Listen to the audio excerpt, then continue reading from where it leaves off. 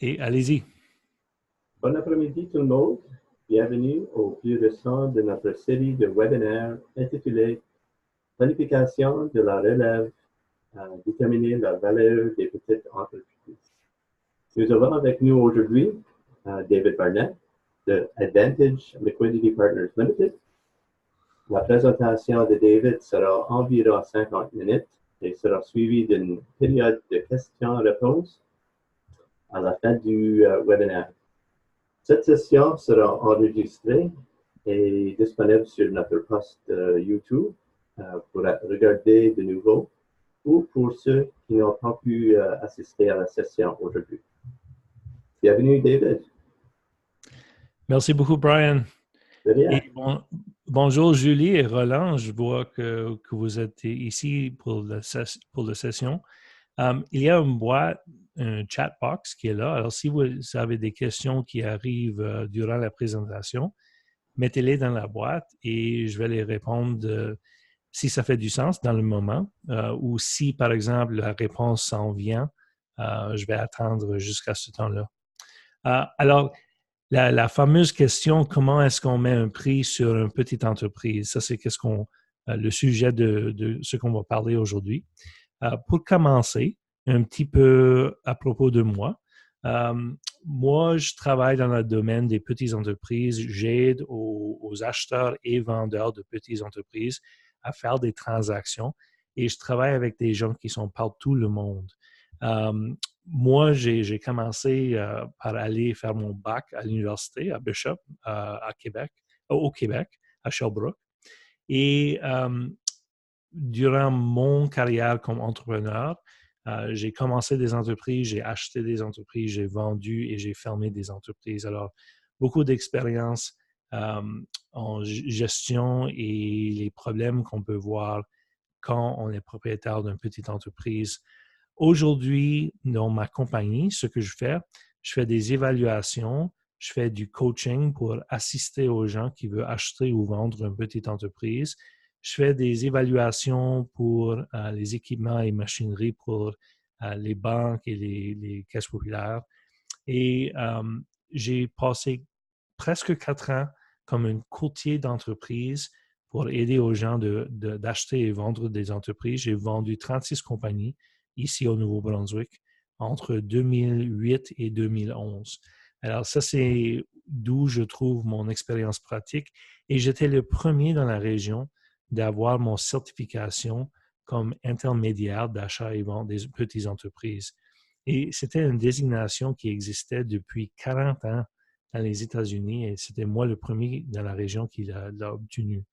Alors, ça fait longtemps que je travaille avec des petites entreprises, plus que 20 ans, jusqu'à quand j'ai commencé après l'université à travailler avec les propriétaires et les gérants de petites entreprises. Et si vous voulez apprendre plus, j'ai un site web, davidcbarnett.com. J'ai des centaines de vidéos sur YouTube et des articles qui sont tous au sujet d'achat, vente, gestion et financement des petites entreprises.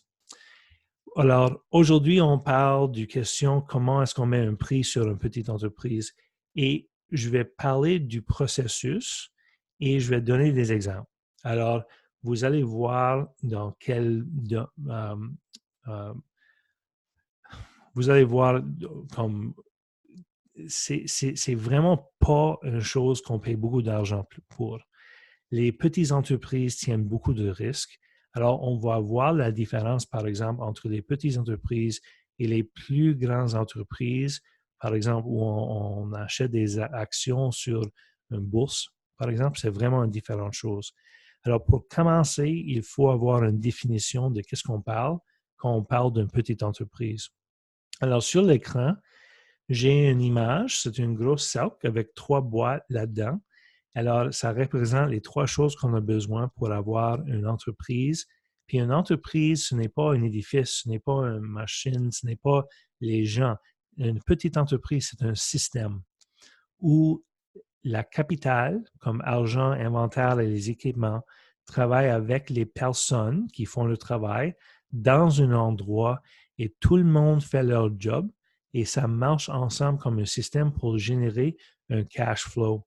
Alors, ça, c'est qu'est-ce que l'acheteur veut quand ils achètent une petite entreprise.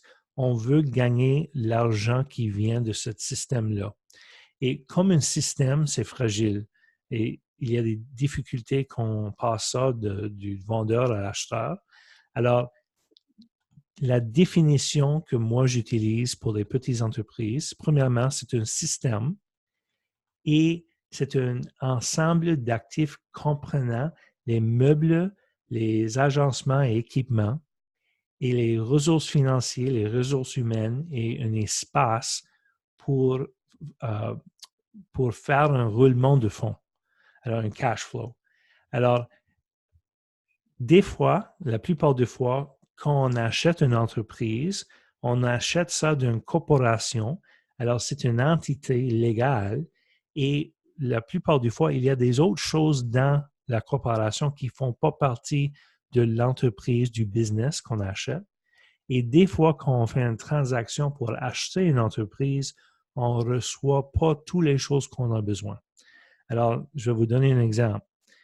Si, par exemple, on a une petite entreprise, disons un nettoyeur à sec, et le corporation qui a cette entreprise-là tient aussi l'édifice, puis il y a plusieurs autres entreprises qui sont dans l'édifice qui louent leur endroit. Okay? Alors, on a deux différentes choses qui sont rassemblées ensemble. On a le nettoyeur à sec, ça c'est une entreprise, puis on a aussi un investissement dans un immobilier commercial. Ça, c'est une deuxième chose. Alors, l'acheteur qui achète cette entreprise-là, peut-être il va acheter seulement le nettoyeur à sec et non l'immeuble. Okay? Alors, ça, c'est qu'est-ce que je veux dire quand je parle qu'il y a des entités qui ont plus de choses que juste l'entreprise qu'on achète. À la même temps, si on achète ce nettoyeur à sec-là et on fait ça comme un achat des actifs, peut-être on va recevoir un inventaire des machineries, mais il y a de l'argent, des recevables, des payables, etc., qu'on n'achète pas. Ça veut dire que quand on achète l'entreprise, les actifs, il faut aussi qu'on amène de l'argent dans notre nouveau entité d'affaires pour faire rouler la business. Okay? Alors, ce n'est pas juste l'argent qu'on donne aux vendeurs qu'il faut investir pour acheter l'entreprise, c'est aussi l'argent que nous, on met dans notre propre entreprise pour que ça peut rouler, payer les factures avant que tout l'argent commence à arriver. Okay? Alors, donne-moi des exemples. OK, premièrement, la terminologie. Oh, excuse-moi. Voilà. Il y a deux niveaux de cash flow qu'on veut regarder. La première, c'est les gains discrétionnaires du vendeur. Ça, c'est tout l'argent qui est disponible à celui qui achète une petite entreprise et il travaille là à temps plein. En anglais, on utilise les lettres SDE pour dire ça. Alors, c'est tout l'argent, le profit et le salaire du gérant. Alors, moi, je suis propriétaire, je travaille dans mon petite entreprise à temps plein. Alors, tout l'argent qui est disponible à moi, ça, c'est le SDE. Okay? Les gains discrétionnaires. Il y a un autre niveau de revenus qu'on parle de temps en temps. Et ça, c'est le niveau de revenu pour un investisseur seulement. Alors, c'est le même montant de l'argent, mais on enlève un salaire du marché juste pour un gérant. Alors, en anglais, celui-là, c'est le EBITDA. Alors, c'est tout l'argent qui est disponible à un investisseur. Alors, si moi, j'achète le nettoyeur à sec et je ne veux pas travailler là, j'engage quelqu'un pour être mon gérant.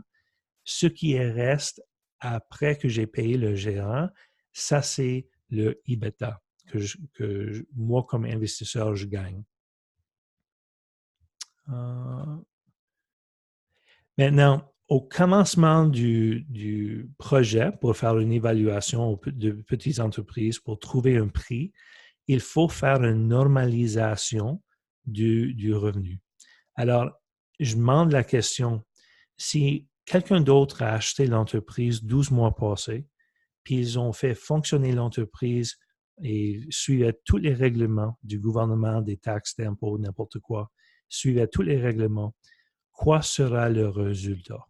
Alors, on demande des questions, par exemple, et Et on sait toujours que les petites entreprises, de temps en temps, les propriétaires veulent faire des choses pour gérer le niveau d'impôt qu'ils payent. Alors, par exemple, si vous avez un enfant de 16 ans qui veut avoir un téléphone cellulaire, des fois, les petites entreprises vont mettre ce téléphone-là dans l'entreprise pour rabaisser les impôts. Ils veulent sauver de l'argent. Alors, quand on fait la normalisation, on demande des questions au sujet des dépenses personnelles qui ont été mises dans l'entreprise pour les rajuster, pour enlever ces dépenses-là. Et des fois, il y a des ventes qui ne sont pas déclarées, des choses comme ça. Moi, je ne travaille pas pour Revenu Canada. Je veux savoir qu'est-ce qui arrive, qu'est-ce qui est la réalité du petite entreprise. Et je donne des avis très souvent aux entrepreneurs que s'ils font des choses qui sont vraiment mauvais au sujet de gestion des taxes, disons, ça va avoir un impact sur l'acheteur. Il y a des acheteurs qui ne vont pas croire les changements et il y a des acheteurs qui vont amener les résultats, le bilan à la banque, puis ceux qui travaillent à la banque ne vont pas croire les changements que le vendeur veut faire au bilan et au impôt, puis tout ça. Alors, on fait des ajustements pour trouver le vrai niveau de cash flow qui s'en vient aux propriétaires du petite entreprise. Alors, voici 3 petites histoires pour donner des exemples. Okay? Alors, on a le nettoyeur à sec du petite ville, le boulangerie et un restaurant franchisé qui est dans un centre d'achat. 3 exemples. Alors, premièrement, le nettoyeur à sec, ça fait longtemps que l'entreprise est dans la même famille, puis le propriétaire aujourd'hui, son père a payé pour l'édifice, pour le bâtisse dans lequel est situé le nettoyeur à sec. Alors, lui travaille très fort chaque année pour gagner 50 000 $ par année. Et selon lui, il a une bonne petite entreprise parce qu'il est capable de gagner un bon salaire pour lui. Mais en réalité, quand on fait la normalisation, il faut faire un ajustement pour l'immobilier. Parce que si lui mettait ça à louer, par exemple, et une autre entreprise voulait louer l'édifice, ça va lui gagner 30 000 $ par année. Ça veut dire que la capitale qui est assemblée dans le bâtisse, ça donne un subsidy aux opérations de nettoyeur à sec. Alors, il y a un frais de loyer qui n'est pas là, c'est absent des états financiers. Alors, si cette entreprise ici, c'était dans un autre édifice, puis il payait un loyer de 30 000 $, ça veut dire que le monsieur, vraiment, il travaille 50 heures par semaine pour gagner 20 000 $ par année. Et ça, c'est la réalité de cette petite entreprise. Vraiment, ce n'est pas un bon business du tout parce que ça ne gagne pas assez d'argent. Okay? Alors, voici comment on peut utiliser la normalisation de voir qu'est-ce qui arrive vraiment dans une telle situation. Dans ce cas, mon avis à cette propriétaire, ce serait de trouver quelqu'un pour louer le bâtisse et fermer l'entreprise parce qu'on ne gagne pas assez d'argent. Ça ne fait pas de sens pour quelqu'un d'acheter celui-ci. Alors, la deuxième exemple, c'est une petite boulangerie et celui-ci, ça fonctionne dans une place qui est louée. Alors, le loyer, c'est une valeur juste marché. Mais lui, travaille 50 heures chaque semaine et il gagne 60 000 par année. Alors, travaille à temps plein, il gagne un bon salaire. Mais ce que lui aime, c'est que être dans une telle profession, ça veut dire qu'il n'a presque plus de facture d'épicerie à la maison. Alors, qu'est-ce que ça veut dire? Chaque fois qu'il se rend à Sobeys pour acheter de l'épicerie, il met la facture dans les dépenses de l'entreprise. Alors, quand on fait la normalisation, vraiment, les bénéfices du propriétaire, c'est plus que 60 000 parce qu'il y a d'autres profits qui sont cachés dans les dépenses.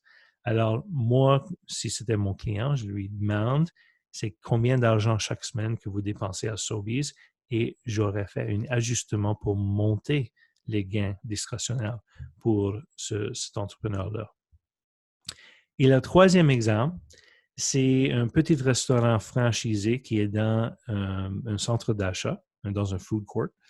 Et lui, il a besoin de payer un loyer et le système d'enregistrement, le cash system, c'est contrôlé par le franchiseur. Alors, tout est correct là. Chaque vente a été entrée dans l'ordinateur correctement. Mais ce que lui fait, c'est que lui et son mari restent les soirs pour travailler plus, pour éviter le coût des employés parce qu'il veut faire monter leur chiffre d'affaires. Et quand on fait une normalisation dans une situation comme celui-ci, on voit que vraiment son gain discrétionnaire, ce n'est pas assez haut qu'il pense. Et je vois ça de temps en temps avec de nouvelles entreprises. Il veut faire monter les chiffres d'affaires, alors il travaille dans l'entreprise sans prendre un salaire. Et peut-être il y a une épouse qui travaille là aussi. Et alors, dans cette situation, moi, il faut décider combien d'heures vraiment est-ce qu'il faut avoir un employé. Il faut ajouter des dépenses pour l'employé qui n'est pas là. Alors, vraiment, dans cette situation ici, c'est un niveau de gain qui est moins que ce qu'il pense. Alors, c'est pas assez bon d'entreprise que lui pense. Quand on regarde les gains discrétionnaires de l'entrepreneur, il faut décider, est-ce que cette jeune ou cet homme lui gagne le même montant d'argent que s'il faisait le même travail que pour quelqu'un d'autre? Alors, si la réponse est non, par exemple, si je fais un travail comme gérant de restaurant et dans le marché, les gérants de restaurant sont payés 50 000 et moi, je rapporte seulement 36 000 dans mon petite entreprise, qu'est-ce qui arrive? Que je suis dans la première catégorie ici sur l'écran. Alors, j'ai une affaire avec des revenus discrétionnaires qui sont moins du taux du marché du travail. Okay? Et la deuxième catégorie, c'est que si j'ai le même niveau de récompense que si je travaille pour quelqu'un d'autre, la raison pourquoi je demande des questions, c'est parce que moi, je mets des noms sur les catégories. Alors, la deuxième catégorie, si je gagne le même montant d'argent que si je travaille pour quelqu'un d'autre, c'est pas vraiment une petite entreprise que j'ai, c'est un travail. Je suis le propriétaire d'un job. Dans la première catégorie, ça, c'est un passe-temps. Si on met nos heures de travail dans une telle entreprise, puis on n'est pas capable de gagner le même niveau d'argent que si on faisait le travail pour quelqu'un d'autre, ça, c'est un passe-temps. C'est seulement la troisième catégorie et la quatrième où on a une vraie valeur d'entreprise. Okay? Alors, il faut gagner le même niveau de récompense que si on travaillait pour quelqu'un d'autre. Et en plus, il devrait y avoir un profit. Alors là, je suis capable de prendre un salaire pour mon effort et l'argent que j'ai investi pour soit acheter ou créer l'entreprise me donne un retour sur l'investissement. Ça, c'est une vraie petite entreprise et ça, c'est quelque chose que les gens vont payer pour acheter. Là, ça, c'est quelque chose qu'on peut mettre un prix dessus. Les premières deux, vraiment, c'est le valeur des actifs. Qu'est-ce qu'on a ici dans l'entreprise qu'on peut vendre? Est-ce qu'il y a des machineries, des équipements, des inventaires? Parce que celui qui va acheter ça, c'est à lui de faire quelque chose qui est meilleur avec ces actifs-là ou peut-être c'est quelqu'un qui va juste, lui aussi a besoin d'avoir un emploi. On voit ceci vraiment souvent dans les métiers. Alors, le, euh, le charpentier, le couvreur qui fait réparation sur les toits, des affaires comme ça. Maintenant, comment est-ce qu'on détermine le prix? Il y a plusieurs modes d'évaluation, des méthodes d'évaluation. Il y a 4 grands groupes. Il y a des comparaisons aux autres entreprises. Il y a une approche de remplacement. Alors, on va voir la valeur de toutes les choses qui sont dans l'entreprise, les actifs. Et puis aussi, l'autre, c'est de regarder le revenu, les profits et de décider quelle sorte de retour on a besoin là-dessus. Puis il y a des autres méthodes spécifiques pour chaque industrie aussi. On va regarder quelques exemples. Alors, pour commencer, on détermine les gains discrétionnaires. Ça, c'est le cash flow. Et ça, c'est qu'est-ce que l'acheteur va acheter. La deuxième question, c'est quelle sorte de risque est-ce que les acheteurs prévoient sur le cash flow? Alors, si on regarde les autres entreprises qui sont dans le même domaine, dans la même industrie, on peut voir des exemples de ce qu'ils ont payé dans les autres instances d'achat. Alors, moi, j'ai des bases de données que moi, j'ai l'accès, où les gens qui travaillent dans ce domaine mettent les résultats des transactions. Alors, voici un exemple d'un petit restaurant. Alors, j'ai fait une recherche et j'ai trouvé qu'un petit restaurant qui ont des revenus moins de 300 000 ça peut vendre à 1,29 fois les gains discrétionnaires ou pour 26 des ventes. Okay? Alors, si on met les chiffres sur cet exemple, on voit que si les bénéfices discrétionnaires du vendeur sont 62 000 et les chiffres d'affaires sont 299 000, ça nous donne des valeurs de 69 000 et 67 000. Alors, quand on voit les différentes méthodes qui nous donnent des résultats qui sont plus ou moins 10-15 ça me donne la confiance que ça fait du sens. On est aussi capable de voir s'il y a quelque chose de mal avec une entreprise en regardant ces chiffres-là. Alors, si par exemple le résultat sur les gains discrétionnaires est moins que le résultat sur les chiffres d'affaires, ça veut dire que cette entreprise qu'on examine, c'est moins efficace à faire des profits avec les ventes qu'ils reçoivent. Alors, on est capable de voir si on a une entreprise qui fonctionne sur le moyen de leur industrie ou moins ou plus. Okay? Alors, est-ce que ça fait une différence dans quelle ville on est situé, le type de commerce ou la date de transaction? Non, pas du tout. Parce que la relation entre les chiffres, c'est toujours la même chose. Alors, si on fait comparaison entre une entreprise à Moncton puis une à Toronto, oui, le loyer, c'est plus à Toronto, mais les ventes devraient être plus à Toronto et les marges de profit devraient être les mêmes comme un pourcentage que l'entreprise à Moncton dans les mêmes industries. Alors, moi, quand je vois les résultats qui est dans le database, je vois par exemple une trentaine de transactions et c'est toujours vraiment similaire, les chiffres que je vois. Mais c'est différent par industrie. Alors, voici un exemple.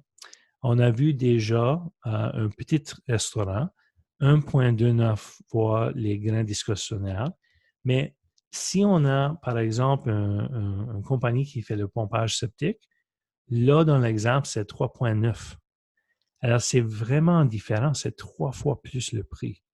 Ça veut dire que si on a deux entreprises, un petit restaurant et une entreprise qui fait du pompage septique, si les deux ont le même profit, 100 000 pour un entrepreneur qui travaille à temps plein, le restaurant, lui, va tenir un prix de 129 000, mais la compagnie qui fait du pompage septique, lui, va avoir un prix de 390 000 3 fois plus.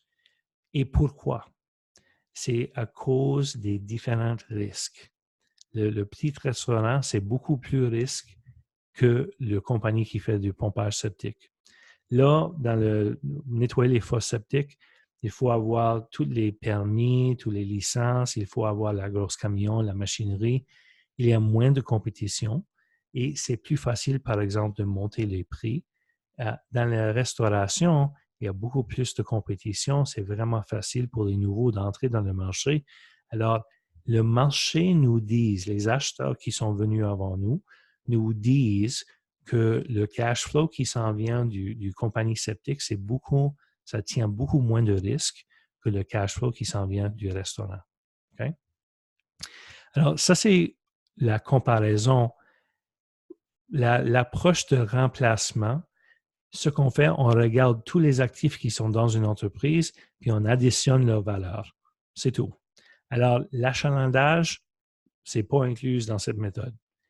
Et pourquoi est-ce qu'on utilise ces méthodes-là? Mais peut-être le cash flow n'est pas assez grand. Peut-être on a un passe-temps ou un job. Le montant d'argent, ce n'est pas assez. Alors, si on veut vendre cette entreprise-là, il faut juste regarder quoi est-ce qu'il y a là-dedans cette entreprise. Mais à la même temps, même s'il y a de l'achalandage, même s'il y a un grand revenu, un grand profit avec l'entreprise, pour emprunter, on a besoin de savoir, par exemple, le collatéral.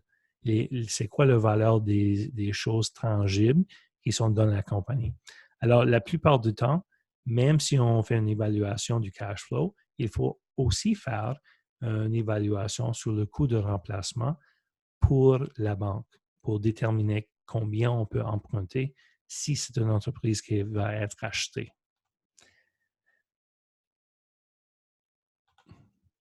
Et maintenant, la rapproche des profits. Alors, si vous avez de l'expérience avec des évaluations immobilières pour les bâtisses commerciales, c'est la même chose.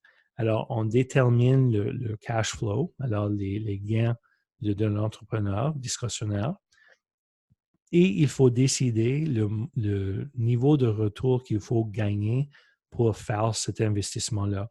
Et pour les bâtisses commerciales, peut-être on parle de 8, 10, 12, 15 je ne sais pas.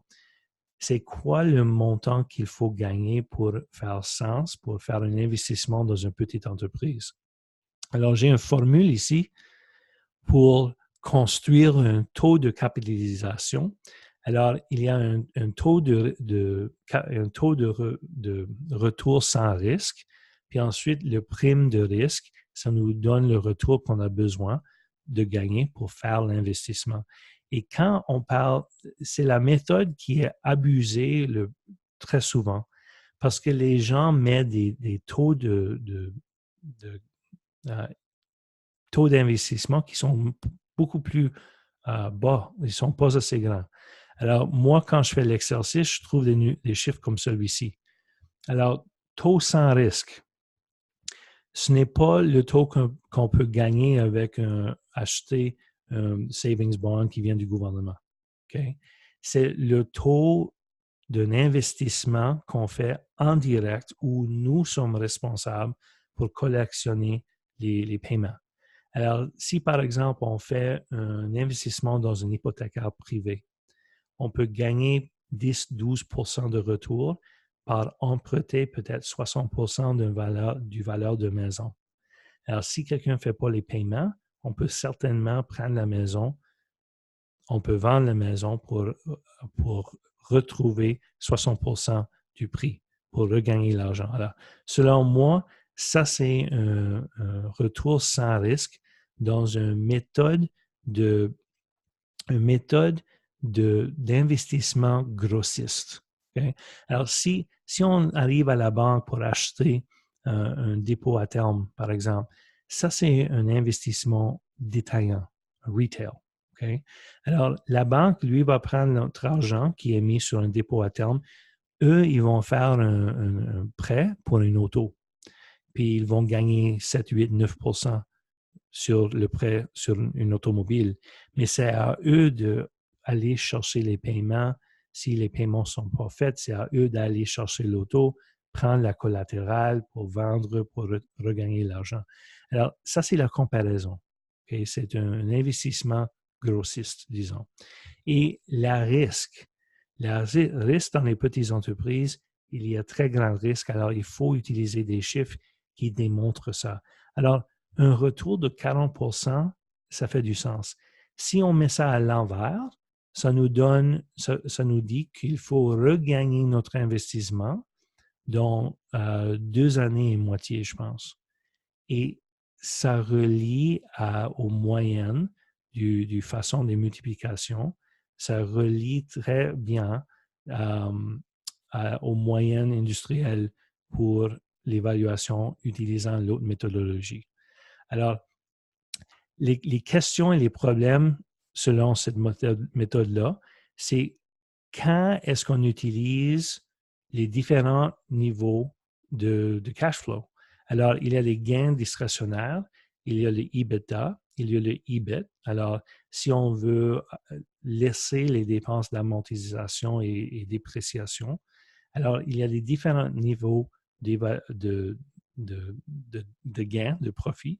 Alors, sur quel niveau est-ce qu'on met la capitalisation? Et ça dépend sur l'industrie. Alors, il faut avoir de l'expérience dans le domaine des évaluations pour choisir les corrects numéros. Voici un exemple, par exemple, d'une petite entreprise avec des bénéfices discrétionnaires de 62 000. Si on enlève la valeur juste du marché pour quelqu'un qui est le propriétaire, pour le gérant de 30 000, ça nous laisse un profit de 32 000. Et si on met ça, alors dans cet exemple ici, c'est le EBITDA qu'on applique le facteur de multiplication de capitalisation. Ça nous donne une valeur de 80 000 pour l'entreprise. Et j'ai expliqué celui-là déjà. Alors, il y a d'autres méthodes qui existent, mais la plupart des autres méthodes, c'est pour les plus grandes entreprises. Il y a une certification CBV, Certified Business Valuator, qui existe. Et dans leur domaine, selon eux, une petite entreprise, c'est une entreprise qui tient des revenus de 10 à 15 millions. Moi, je travaille dans le domaine des entreprises, j'appelle ça des entreprises de la rue principale. C'est les petites entreprises avec au maximum une vingtaine d'employés.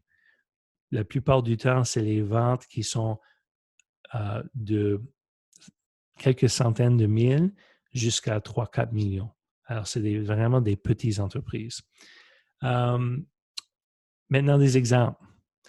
Alors, la moyenne sur toutes les industries pour la méthode de multiplication des gains discrétionnaires, c'est 2,3 fois. Mais c'est vraiment dangereux d'utiliser une règle de pouce pour faire une évaluation dans une telle circonstance. Alors, voici un exemple. Les petites entreprises, c'est 2,3 fois, mais un petit restaurant, c'est 1,29. Alors, ça veut dire que si vous utilisez la règle du pouce pour évaluer un restaurant, vous allez trouver un chiffre qui est trop cher. Et à la même fois, comme la compagnie de pompage septique, lui, c'est 3,9. Mais voici un exemple qui est vraiment une grande différence. Un courtage en assurance, les courtages peuvent vendre pour jusqu'à 400%, alors 4 fois leur revenu de commission. Alors, même s'il y a seulement un profit de 100 000 $, ça peut être une compagnie avec une valeur de plus de quelques millions de dollars. Alors, ça, c'est un exemple qui est vraiment un grand exemple. Maintenant, la chiffre. On parle de cette chiffre. Alors, pour le petit restaurant, on disait 129 000. C'est quoi ce chiffre-là? On appelle ça une valeur d'entreprise et c'est la valeur du cash flow et tout ce qu'on a besoin pour générer ce profit-là. Alors, les équipements, les améliorations dans un endroit loué, le décor pour un restaurant, toutes les choses. Mais il y a aussi une autre chose, c'est la position normale dans les fonds de roulement. Alors, imaginez un quincaillerie avec des matériaux de construction. Disant qu'il y a du bois, les autres choses, et ça tient une valeur de 1 million de dollars comme inventaire. Okay? D'habitude, à la banque, on peut chercher une marge de crédit, disons pour 75% sur l'inventaire. Et d'habitude, on peut avoir des payables avec nos fournisseurs. Alors, ça, c'est comment on finance l'inventaire dans une situation normale. Mais la plupart du fois, il y a un petit morceau de les fonds de roulement, le capital pour operating capital, pour faire fonctionner l'entreprise, qu'il faut mettre, c'est notre argent. l'argent du propriétaire. Ça, c'est la position normale, nette, dans les fonds de roulement. Okay? Et cette position en capital-là, ça, c'est inclus dans la valeur d'entreprise. Alors, ce que je vois qui arrive très souvent, c'est que les gens vont négocier pour un achat d'une entreprise et tout ce qu'on a besoin, comme la capitale de roulement, ça ne va pas être fourni au acheteur dans la transaction. Parce que si c'est fait comme une vente d'actifs, la capitale, ce n'est pas inclus. Alors, les recevables, l'argent, c'est retenu et les payables aussi, d'habitude, sont retenus par le vendeur. Et dans une situation comme ça, l'acheteur a besoin de faire l'achat puis aussi mettre son argent, son propre argent, dans son compagnie pour commencer le fonctionnement de l'entreprise. Et dans une situation comme ça, il faut faire un ajustement à notre prix final pour prendre soin du différence dans la position nette du operating capital. Alors, c'est quelque chose d'y penser parce que ce n'est pas juste de prendre un tel chiffre de profit, faire la multiplication. Après qu'on a fait ça, il faut faire des ajustements sur ce qui est transfert et pas transfert dans l'achat de l'entreprise. Et quand les gens veulent vendre une entreprise, il faut demander la question, qu'est-ce qu'on offre à vendre? Pour faire une présentation à l'acheteur qui est complet et qui fait du sens. Alors, l'acheteur comprend, moi, j'achète des telles choses et ça, c'est le prix demandé. Alors, l'apprentissage qui est la première chose, c'est juste que les acheteurs veulent acheter un cash flow, ils veulent payer un prix qui fait du sens sur le risque qu'il prend avec une petite entreprise. Et on est arrivé à la fin. Alors, si vous avez des questions, je suis toujours là. Et si vous êtes sur LinkedIn, s'il vous plaît, envoyez-moi une connexion. Est-ce qu'il y a des questions?